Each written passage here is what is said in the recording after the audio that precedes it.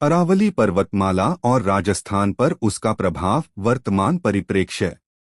अरावली पर्वतमाला भारत की सबसे प्राचीन पर्वत श्रृंखलाओं में से एक है।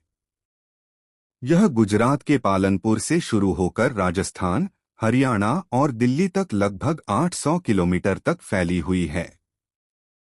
राजस्थान के लिए अरावली केवल एक पर्वतमाला नहीं, बल्कि राज्य की जलवायु, वर्षा, भूजल, जैव विविधता, कृषि और पर्यावरण संतुलन की जीवन रेखा है।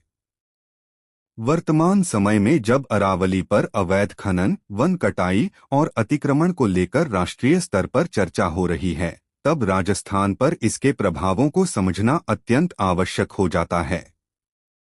एक, राजस्थान की जलवायु पर अरावली का प्रभाव।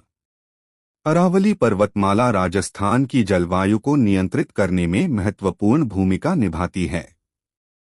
यह पर्वतमाला थार मरुस्थल और पूर्वी राजस्थान के बीच एक प्राकृतिक अवरोध, बैरियर का काम करती है। अरावली के कारण पश्चिमी राजस्थान की शुष्क हवाएं पूर्वी राजस्थान तक पूरी तीव्रता से नहीं पहुंच पाती। यदि अरावली कमजोर होती है तो मरुस्थलीकरण, डिजर्टिफिकेशन की प्रक्रिया तेज हो जाती है। वर्तमान में अरावली के क्षरण से जयपुर, दौसा, अलवर, भरतपुर जैसे क्षेत्रों में गर्मी और सूखे की समस्या बढ़ रही है। 2, वर्षा और मानसून पर प्रभाव। अरावली पर्वतमाला मानसून को आंशिक रूप से रोकने और वर्षा वितरण में सहायक होती है।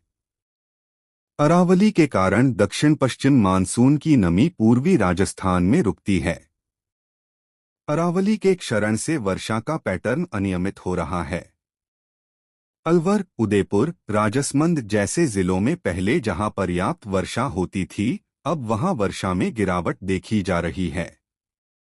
वर्तमान चर्चा के अनुसार यदि अरावली पूरी तरह नष्ट होती है तो राजस्थान में सूखा और बाढ़ दोनों की समस्या बढ़ सकती है।